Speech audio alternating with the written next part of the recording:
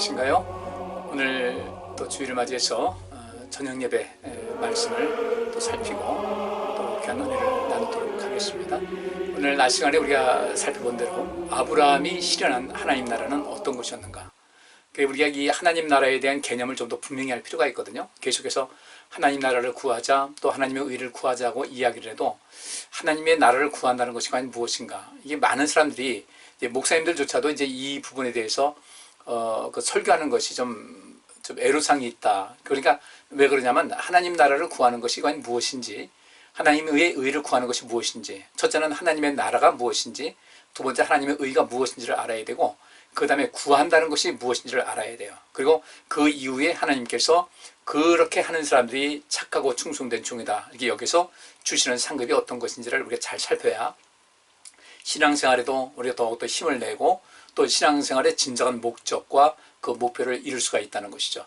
그래서 오늘 오전 예배 때 우리가 살펴본 대로 하나님 나라를 구하는 데 있어서 그 신앙의 위인들이 어떤 모습으로 하나님의 나라를 구했을까, 이것을 우리가 좀 살펴보면서 먼저 첫 번째로 이제 아브라함을 제가 예로 들었거든요.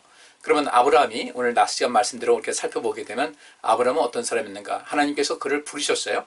또 보내셨어요. 부르신 목적은 무엇인가? 부르시고 또 보내시기에 합당한 이런 사람이 되게 되면 하나님께서는 그에게 반드시 복을 주신다는 거예요. 그리고 그 보내심 받는 사람들은 그 보냄 받는 가운데 어떤 일을 해야 될까? 성경에 몇 군데 이제 자주 제가 인용하는 말씀인데, 누가복음 4장 또 이사야서 61장에 있는 말씀, 같은 맥락이죠. 예수님께서 그 이사야서에 있는 말씀을 인용해서 누가복음 4장 18절과 19절에 말씀하고 있으니까요. 주의 성령이 내게 임하셨으니 이는 가난한 자에게 복음을 전하게 하시려고 내게 기름을 부으셨다, 이 말씀하셨어요. 눈먼 자에게 눈을 뜨게 하는 겁니다. 눈먼 자, 단순하게 이런 그 생물학적인 면에서 그 앞을 못 보는 사람들을 뜨게 하는 그런 것도 있지만은, 실제로 이제 그보다 더 중요한 것은 무엇이냐면은 눈이 열려야만 하나님의 뜻을 알 수가 있다는 거예요.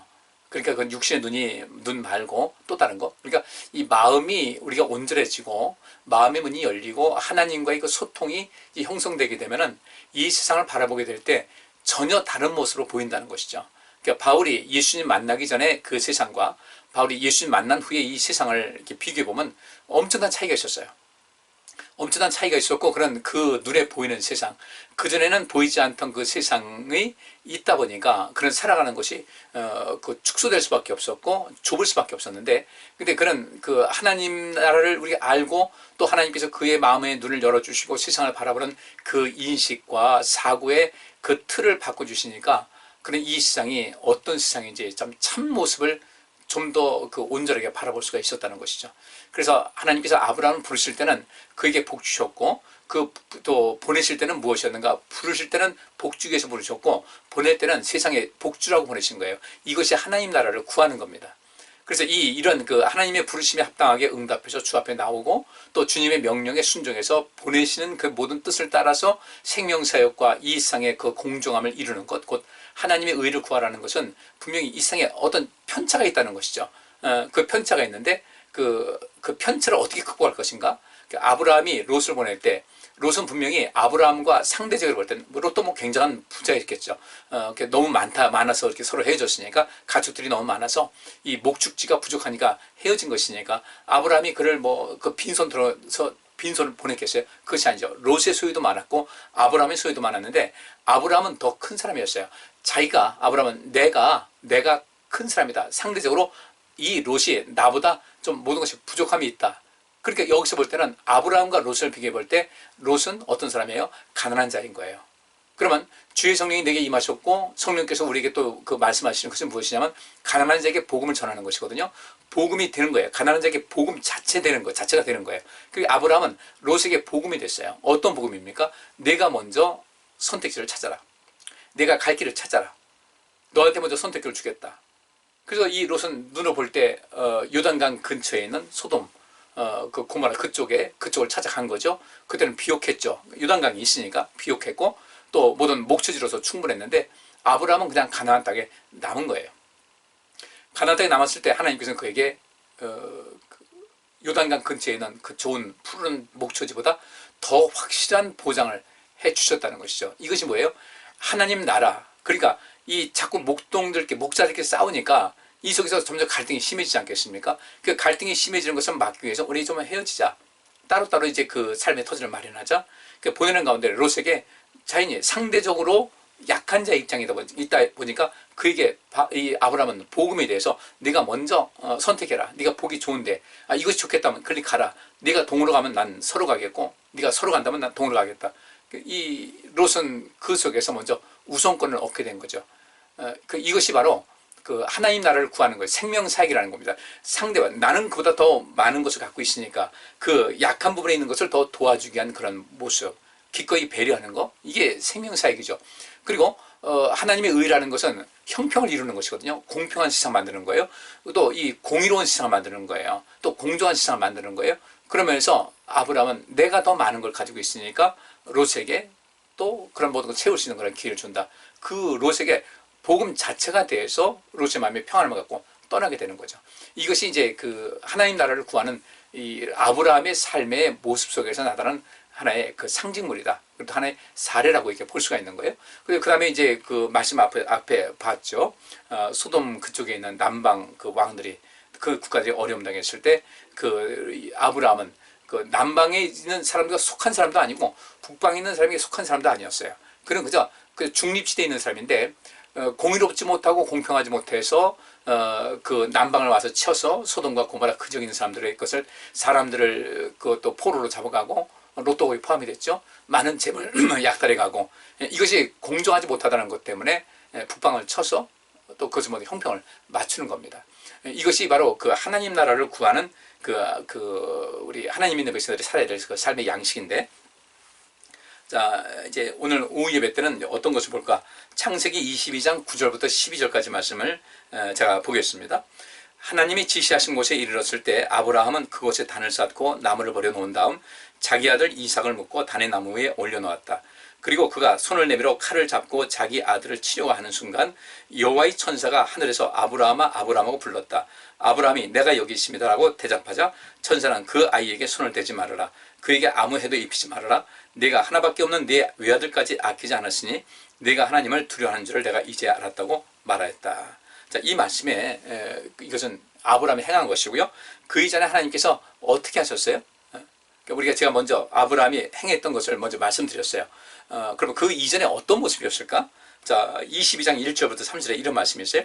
그 후에 하나님이 아브라함을 시험하시려고 아브라함하고 부르시자 그는 내가 여기 있습니다고 대답하였다.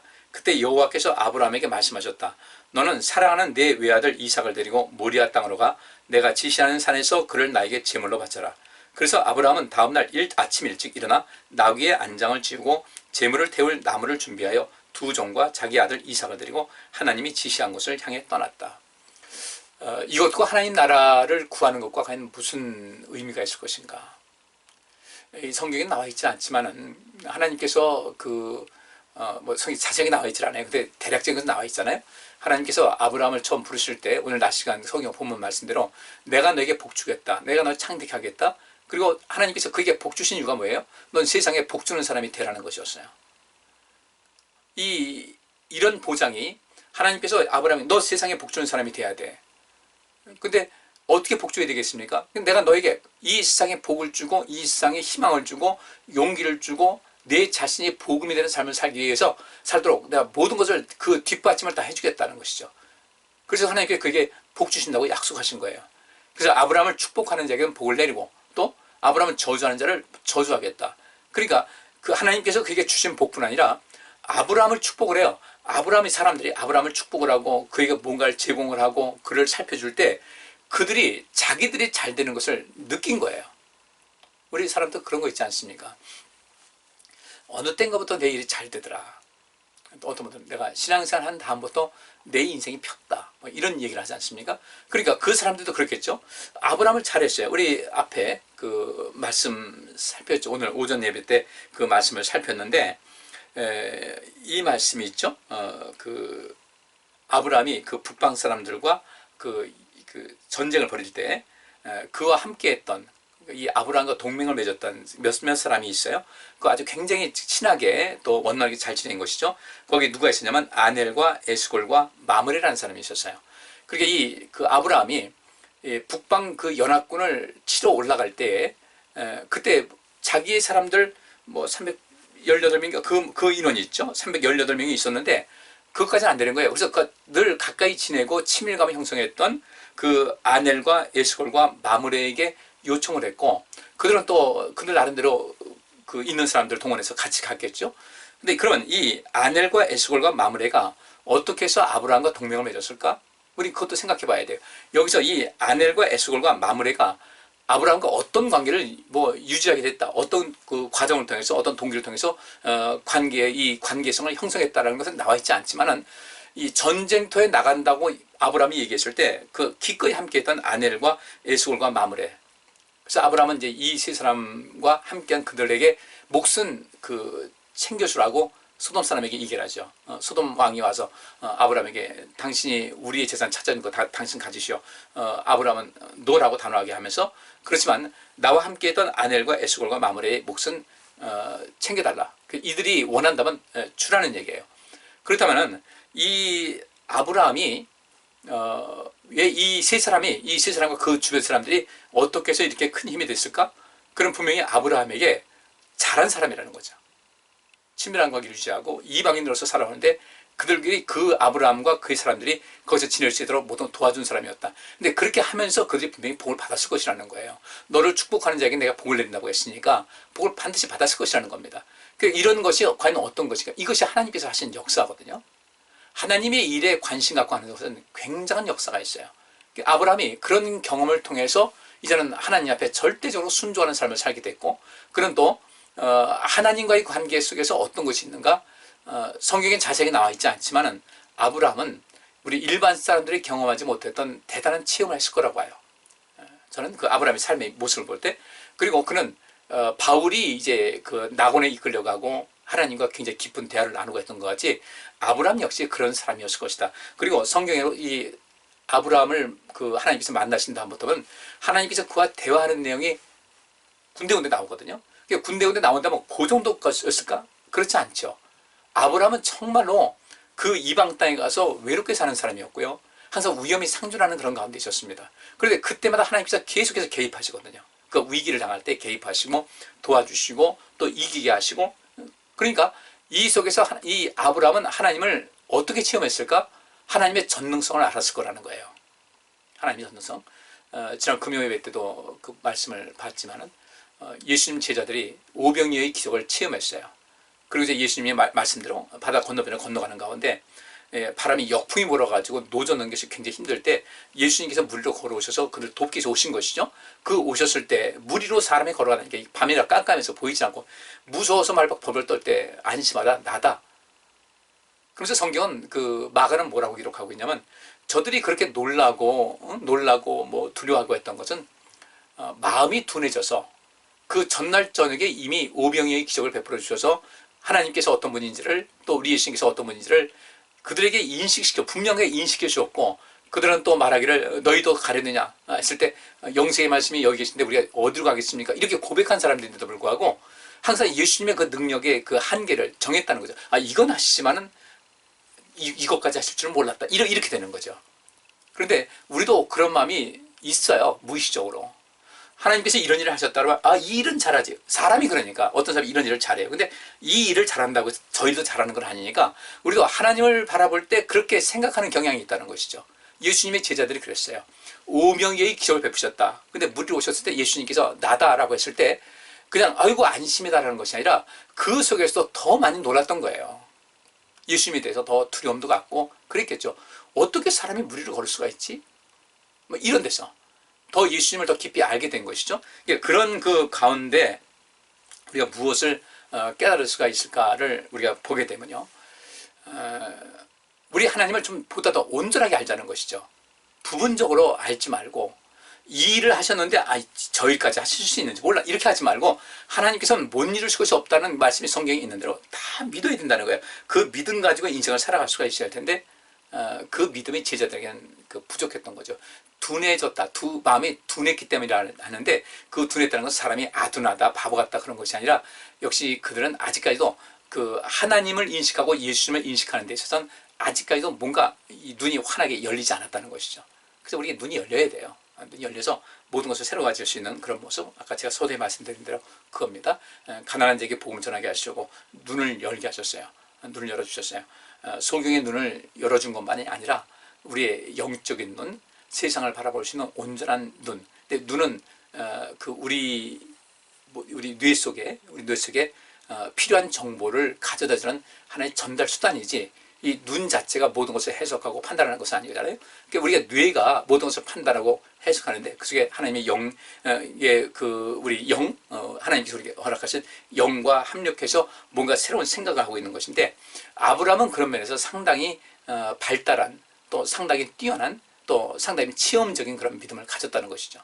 그래서 아브라함이 내 아들 이삭을 바치라고 했을 때 그는 알았을 거예요. 아브라함은 하나님께서는 이유 없이 이렇게 하라 저렇게 하라 하실 리 없다는 거죠. 또 하나님께서는 생명을 상당히 중요시 여기신 분이신데, 그래서 그 하나님의 뜻을 따라서 소돔에 있는 사람들 같이 남방에 있는 사람들 그 생명을 보호해주고 그들 삶을 다시 원상태로 회복해서 생명력이 있게 인생을 살게 하는 그런 일에 뛰어든 거 아니겠어요? 아브라함이 마찬가지로 하나님께서 아들 이삭을 제물로 바쳐라. 그러면 이제까지 그가 경험했던 하나님과는 다르다는 거죠. 우리 하나님께서 그런 분이 아니신데 어떤 일일까? 왜 그렇게 이런 말씀하실까? 근데 히브리서에 보면 뭐라고 되어 있어요? 하나님께서는 죽은 자를 능히 살리실 수 있는 그런 분이라는 것을 아브라함은 믿어서 아들을 제물로 바치려고 했다는 것이죠. 여기 창세기 22장 말씀 보면은 아브라함이 조금도 망설임이 없었다는 것을 말하고 있어요. 하나님께서 내 외아들 이삭을 데리고, 거기도 이렇게 말씀해요. 너는 사랑하는 내 외아들 이삭을 데리고 모리아 땅으로 가 내가 지시하는 산에서 그를 나에게 제물로 바쳐라. 하나님께서 어떻게 보면 좀 도발하시는 것 같아요. 사랑하는 내 아들, 너 아들 사랑하지? 근데 그 아들 이삭을 데리고 모리아 땅으로 가서 내가 지시하는 산에서 그를 나에게 제물로 바쳐라. 차라리 사랑하는 내 외아들이라고 하지 마시든지, 사랑하는 말도 빼시든지, 아니면 그냥 외아들이라는 말도 빼시든지, 그냥 내 아들 이삭을 데리고 모리아 땅으로 가 내가 지시한 산에서 그를 나에게 제물로 바치라. 이렇게 말하면 아브라함이 마음이 좀 덜 아프지 않겠어요? 근데 하나님께서 굳이 거기다가 사랑하는 내 외아들, 사랑을 빼든지 외자를 빼든지 그냥 내 아들을 제물로 바치라. 그때 분명히 그 하나님께서 나는 내가 내 아들 이삭을 부쩍 사랑하는 줄 안다. 내 아들, 너 외아들이지. 이스마엘은 이제 제초 넣는 거예요. 이 하나님의 구속사의 역사에 이루는 데 있어서 이삭을 사용을 하니까 네가 그 외아들, 사랑하는 데다가 외아들까지 하니까 얼마나 기가 막히겠어요? 그런데 3절 보니까 아브라함은 다음날 아침 일찍 일어나서 안장을 지우고 나귀 안장을 지우고 제물을 태울 나무를 준비해서 두 종과 자기 아들 이삭을 데리고 하나님이 지시한 서상에서 떠났다. 망설임 없이 갔다는 겁니다. 뭐 생각은 많이 있을지 몰라도 일단은 하나님의 뜻을 따라 산다, 하나님의 명령을 따른다, 거기에만 집중해 있던 거예요. 그리고 하나님께서 지시하신 곳에 이르러서 그것에 단을 쌓고 나무를 버려 놓은 다음은 자기 아들 이삭을 묶어 단의 나무에 올려 놓았다. 이전에 이삭이 그 제물은 어디 있습니까? 이런 얘기가 생략을 했어요. 그리고 그가 손을 내밀어 칼을 잡고 자기 아들을 치려하는 그 순간에 여호와의 천사가 하늘에서 아브라함아 아브라함하고 불렀어요. 아브라함이 내가 여기 있습니다 하고 대답하자 천사는 그 아이에게 손을 대지 말아라. 그에게 아무 해도 입히지 말아라. 내가 하나밖에 없는 내 외아들까지 아끼지 않았으니 네가 하나님을 두려워하는 줄 내가 이제 알았다. 여기 하나밖에 없는 내 외아들까지 아끼지 않았다는 것은 누가 그러셨어요? 우리 하나님께서 하신 일이죠. 참 놀라운 사실이에요. 그러니까 이 하나님 나라를 구하는 것, 곧 이 세상의 생명과 생명력을 주고자 하는 그런 그 모든 계획과 그 실천은 누가 이론가? 누가 원조인가? 하나님이셔요. 그리고 예수님이셔요. 이분이 생명세계의 원조예요. 그러니까 이 속에서 하나님께서는 이제 당신의 아들, 외아들 예수님을 이 땅에 보내셔서 제물로 삼으셨죠. 속죄제물로 삼으셨고 이 세상을 살리시는데, 아브라함도 그 정도 단계까지 보신 거예요. 그걸 확인하신 거예요. 그렇다면은 우리도 어때야 되겠습니까? 우리도 아브라함의 단계까지 있어야 된다는 거죠. 그러면 난 못해요. 왜 못할까? 그렇죠. 하나님을 아는 지식이 아직까지는 좀 부족하다든지 하나님 체험하는 것이 아직 부족하다. 아브라함은 분명히 믿었어요. 내가 내 아들을 죽여서 제물에 드린다 할지라도 그를 살리실 것을 믿었어요. 근데 하나님께서는요, 아들이신 예수님을 십자가에 죽으셨잖아요. 근데 하나님께서 그를 살리셨어요. 아브라함은 그런 하나님을 믿었던 거죠. 그렇기 때문에 기꺼이 한 거예요. 내가 이삭에게 미안한 마음이 있겠지만 하나님께서 너를 다시 살릴 것이다, 이 생각을 했던 거죠. 그러면 우리도 이 생명사역을 감당하는 우리도 어떻게 될 것인가? 하나님께서 그 아들, 외아들을 이 세상을 살리기 위해서 보내신 그 마음을 우리가 알아야 돼요. 그리고 하나님께서 이 아브라함에게 그것을, 이삭을 그렇게 제물로 요구했던 그 마음을 아셔야 되는데, 중요한 것은요, 하나님께서는 그 아들을 죽음에 이르기까지 했어요. 죽으셨어요. 다시 부활하셨죠. 근데 아브라함에게는 그 아들을 죽게 하지 않았다는 거예요.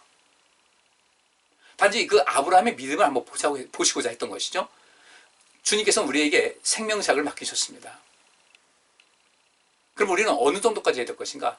주님께서 어떤 것을 원하신다면 이렇게까지 아브라함과님이 순종한 것 같이 해야 돼요. 그럼 내 아들 죽으면 어떡하라고요? 내 자식 죽으면 어떡하라고요? 아브라함이 언제 그 아들 이삭을 바치려고 했을 때 이삭을 죽게 만들었어요? 아니잖아요. 그러니까 이 생명사역을 할 때는 어떻게 할 것인가? 우리의 희생이 필요합니다. 우리의 희생이 필요하고 우리의 사랑이 필요해요. 그리고 이 세상을 살리고자 하는 그런 마음이 필요해요. 나와 좋은 관계에 있는 사람만 사랑하고 하는 것은 세상 믿지 않는 사람도, 악인들도 똑같이 합니다. 우리는 어떻게 해야 되겠어요? 우리는 살다 보면 미움도 생기고 다툼도 있고 시기도 있고 원망도 있고 다시 얼굴 보고 싶지 않은 그런 마음도 있어요. 그런데 놀라운 사실은 하나님께서는 우리가 그렇게 대하는 그 상대방조차도 하나님께서는 그를 사랑하신다는 거죠. 우리는 이 생명사역이라는 것은 살리는 거예요. 살리는데 이 생명사역을 하기 위해서 원수까지도 사랑하는 그런 삶을 살아가게 되면 첫째로 누가 사는가? 내가 살아요. 내가 살아요. 내 원수를 사랑해라. 내가 용서하지 않게 되면은, 그 용서라는 것은 분명한, 그냥 이유 없이 그냥 내가 주는 것 없이 미운 사람이 있듯이 그냥 그 정도가 아니라, 나에게 심각한 피해를 입힌 사람이라 할지라도 그를 용서할 마음을 가지라는 거예요. 용서할 마음을 갖고 그 용서를 빈다면 기꺼이 용서해 주라는 거죠. 근데 그 용서를 해야 되는데 하지 못하게 되면 나도 너를 용서하지 않겠다는 거죠. 상당히 심각한 이야기예요. 그래서 이 생명사역이라는 것은 어떤 것인가? 여기 있는 말씀대로 우리가 기꺼이 나를 희생할 수 있는 그런 단계까지 가야 된다는 거죠. 아브라함이 자기 아들까지도 하나님의 명령대로 제물로 바치려고 했던 것 같지. 근데 하나님께서 우리를 절대로 손해보게 안 하세요. 또 하나님께서는, 전능하신 하나님께서는 외아들 예수님을 이 땅에 죽음에 이르기까지 하셨지만은, 또 다시 부활시키셨지만 우리에게는 그 정도까지는 요구하지는 않으시는 거예요. 그러면 우리가 감당할 수 있는 그런 생명사역의 영역은 어디까지인가? 적어도 우리가 희생과 봉사와 헌신과 자비한 마음과 또 긍휼히 여길 수 있는 이런 마음은 가져야 된다는 거죠. 적어도 우리가 내가 누구보다도 좀 더 내가 누군가에 줄 수 있는 어떤 것이 있다면은 내 능력 안에서 기꺼이 주고 살자는 거예요. 사랑 줄 수 있잖아요. 그죠? 미움 주는 것보다 사랑 줄 수 있잖아요. 하나님께서 이 세상을 창조하셨어요. 사랑의 원리를 창조하셨고 아담과 하와를 창조하셨어요. 그런데 그 아담과 하와의 사이 태어난 그 두 형제 사이 속에서 아벨은 안 그랬는데 가인의 마음에 미움이 생겼고 시기하는 마음이 생겼고 질투하는 마음이 생겼고 증오하는 마음이 생겼고 죽일 마음까지 생겼어요. 하나님께서는 그에게 경고하십니다. 네 죄가 눈앞에서 웅크리고 있다. 뛰지 말아라. 거기 털어라. 끝내라. 가인은 그걸 못했죠. 결국 동생 죽였어요. 안타까운 거죠. 하나님께서 사람을 창조하시고 1세대가 아닌 2세대 사이 속에서 형제간에 그 살인사건이 있었다. 사랑이 없어서 그랬어요. 사랑이. 우리 성도님들, 오늘 이 아브라함이 실현한 그 하나님 나라는 무엇인가 점검해보면 하나님 말씀에 대한 절대적인 순종이죠. 그리고 하나님의 뜻을 알았어요. 이 세상에 너를 통해서 이 세상에 복 주겠다. 바꿔 말하면 하나님께서는 이 세상을 사랑하신다는 거 아니에요. 아브라함은 그래서 하나님께서 이 세상을 사랑하신다는 그것을 알고 그도 역시 세상을 사랑할 줄 알았고 많은 사람들에게 덕을 베풀었어요. 사랑을 베풀고 그들에게 복음 그 자체가 됐던 거예요. 우리 이제 오전에도 말씀 살펴본 대로 그 모든 아브라함의 삶의 역사가 바로 그런 것이었어요. 나그네 때에서 하기를 즐겨하고 늘 자비로운 마음이에요.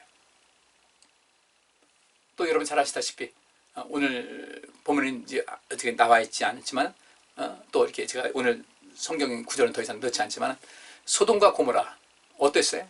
죄악에 가득한 곳이었어요. 근데 그 소돔과 고모라를 구원하기 위해서 하나님께 그냥 절절매면서도 하나님 요 정도만 깎아주시오. 요 정도만 있으면 어떡하겠습니까? 요 정도만 있으면 어떻게 하겠습니까? 마지막에 내가 이 소돔과 고모라의 의인 10명만 있어도 이것을 심판하지 않겠다. 그렇게까지 자기와 상관없는 그 사람들 롯이 있어서가 아니에요. 롯은 언제다 심판하면 불러들일 수 있으니까 그렇게 사랑한 겁니다. 하나님이 세상을 사랑하신 것 같이 롯도 아브라함도 이 세상을 사랑했고 많은 영혼들을 사랑을 했어요. 그래서 아브라함이 어떻게 됐습니까? 자, 마지막 구절입니다. 창세기 24장 1절부터 4절 보니까 아브라함이 이제 나이 많아 늙었고 여호와께서는 모든 일에 그를 축복하셨다. 어느 날 아브라함은 자기 집 재산을 맡아 관리하는 제일 나이 많은 종에게 말하였다. 너는 손을 내 허벅지 밑에 놓고 내 아들을 이곳 가나안 여자와 결혼시키지 않겠다고 천지의 하나님이신 여호와의 이름으로 맹세하라. 너는 내 고향의 친척들에게 가서 내 아들 이삭의 신부감을 구하여라. 아브라함이 마지막 유언인데 이삭이 이때까지 이제 결혼을 못했어요. 나이 많이 읽어보니까 아브라함이 이제 나이 많아서 늙었는데 여호와께서는 그 모든 일에 그를 축복하셨다는 거예요. 이것이 하나님 나라를 실현한 하나님의 나라와 하나님의 의를 구하라는 하나님의 명령을 해서 생명사에게 힘을 다하고 공평하지 못한 그런 사람들에게 공평하기 위해서 공정하기 위해서 그 부족함을 채워주기 위해서 끊임없이 인생을 살아왔던 그래서 이 세상에 복을 주면서 살아왔던 아브라함에게 주어진 이 맨 마지막입니다. 에필로그 같은 거예요. 에필로그 이것은 어느 그 소설이라든지 영화에서 에필로그 있는데 마지막 그 아브라함의 삶의 그 한 단면이 무엇인가를 딱 봤을 때 여기 24장 1절에 다 나와 있어요. 아브라함이 이제 나이 많아 늙었고 여호와께서는 모든 일에 그를 축복하셨다. 과거 하나님께서 그를 부르실 때부터 지금 이 순간까지 축복하셨어요. 현재 완료형이죠. 어느 때인가부터 하나님께서 그를 부르실 때부터 지금까지 하나님께서 그를 계속해서 복을 주신 거예요. 그런데 이런 아브라함이 마지막에 유언이 많이 있을 텐데 아브라함이 자기 그 관리하는 어떤 그 집사 같은 사람인데 이 사람에게 언약을 하라고 합니다. 내 아들을 위해서 이 신부감을 좀 선택해야 할 텐데 너는 내가 만약에 죽더라도 이곳 가나안 여자와 결혼시키지 않겠다고 천지의 하나님이신 여호와 이름으로 맹세하라 하니까 이 사람이 맹세를 하죠. 그러면서 뭐라고 하냐면 너는 내 고향의 친척들에게 가서 내 아들 이삭의 신부감을 구하여라. 신앙의 전통을 이어가겠다는 거예요. 하나님께서 그 창세기 18장에 19장인가요? 거기 말씀에 있죠. 내가 아브라함을 택한 이유가 무엇인지 아느냐라고 그 하나님께서 이제 그 아브라함에게 직접 말씀을 하시지 않습니까? 18장에 나오는 거죠. 창세기 18장에 나오는 얘기인데 그러면서 아브라함을 그 부르신 목적이 무엇인가? 너는 내 자녀와 내 집안 사람들에게 계속해서 하나님 말씀을 전하고 또 그것이 계속해서 대를 이어가서 너의 후손들이 하나님의 의와 공도를 온전하게 지키게 하는 것이다. 이스라엘 백성들은 그 말씀에 휘를 꽂혔고 집중을 해가지고 우리가 아브라함의 자손이 되기 위해서는 내 자녀에게 반드시 하나님을 믿는 믿음을 전수시켜야 된다는 이러한 그들 민족 고유의 공통적인 무의식이 있었어요. 그래서 그들이 가장 중요한 거, 우리는 땅끝까지 복음 전하라고 하지만 그들에게서 제일 첫째 우선되는 것은 무엇이냐면 내 자녀들에게 하나님을 알게 하고 하나님 믿게 하라. 그렇게 한 거예요.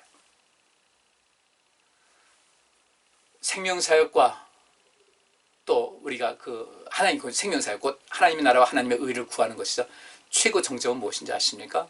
남들에게도 그렇게 하지만은 더 중요한 것은 우리의 믿음의 전통이 우리 다음 세대까지 이어가게 해야 된다. 이것이 이렇게만 한다면요. 적어도 우리 하나님 믿는 백성들이 이것만 지켰다면은 이 세상은 하나님 믿는 백성들로 차고 넘쳤을 거예요. 근데 점점 줄어들고 있잖아요. 왜? 하나님 나라와 하나님의 의를 구하는 것에서 너무도 많은 사람들이 그 바깥에, 그 명령 바깥에 있다는 겁니다. 바꿔 말하면 순종하지 못했던 거예요. 아브라함은 하나님의 나라와 하나님의 의를 구하는 가운데 생명사역과 또 그 자신이 복음이 돼서 자기 자신이 필요로 하는, 자기를 필요로 하는 사람들에게 끊임없이 다가서서 그들의 삶의 부족함을 채워주고 그들의 삶에 용기를 주고 희망을 주고 생명을 주었듯이, 그렇게 이것이 아브라함의 삶이었는데, 거기에 있던 이 후손들의 모든 것을 믿음을 전수해서 지금 이스라엘 민족이 저렇게 자리한 것 같이 우리 역시 그렇게 살아야 되겠다는 거죠. 생명사역에 힘쓰십시다. 더 이상 반복하지 않겠어요? 말씀을 들었으니까 생명사역에 힘쓰시고, 또 우리가 이 세상의 가난한 자에게, 상대적인 겁니다. 상대적으로 가난한 자들에게 복음을 전하는 겁니다. 그렇게 인생을 살아가면서 우리 다음 세대의 믿음의 대를 이어가는 것, 이렇게 할 때 이 모든 것을 너에게 더해 주신다는 그 말씀대로 우리의 삶은 복으로 가득하게 될 줄 믿습니다. 꼭 기억하시고 실천하셔서 오늘 이 순간부터 여러분 삶에 하나님께서 약속하신 복이 넘쳐날 수 있기를 주의 이름으로 축복합니다. 이 한 주간도 잘 지내시고요. 이 주간 이제 또 날씨가 영하로 떨어진다고 하네요. 건강관리 잘 하시고, 여러분 몸도 잘 사랑하시고 아끼셔서 건강하게, 또 그렇게 건강해서 많은 사람에게 유익을 주고 또 가족들에게도 힘이 되시는 여러분들 삶이 되시길 바랍니다. 기도합니다. 하나님, 생명사역 또 하나님의 의를 구하는 것을 우리가 살폈습니다. 아브라함이 어떻게 하나님께로부터 그렇게 복받고 위대한 민족의 조상이 되었는지를 살폈습니다. 우리도 그런 삶을 살아갈 수 있을 줄 믿습니다. 하나님께서는 아브라함에게 말씀하셨던 것 같이, 요구하셨던 것 같이 우리에게도 요구하고 계시고, 아브라함같이 우리가 순종하는 삶을 살 때 우리의 삶도 아브라함같이 평생을 복된 삶을 살아가게 될 줄 믿사오니, 주님, 저희들 연약합니다. 성령께서 도와주셔서 우리도 이제 생명사에게 또 하나님의 나라를, 하나님의 의를 이루는 일에 힘을 다하는 사람이 되어서 하나님께 영광 돌리고 세상을 살리며 복된 삶을 살 수 있도록 주님 제게 능력을 덧입혀 주시고, 저희들 이제 이 일에 힘쓰겠습니다. 주님 도와 주옵소서. 예수 그리스도 이름으로 기도합나이다. 아멘. 네, 감사합니다. 편안한 한 주간, 또 승리하는 한 주간 되시고 꼭 지켜주세요. 수요 예배, 금요 예배 회복해야 우리 교회가 살고 이 나라가 살고 온 세상이 산다. 예, 감사합니다.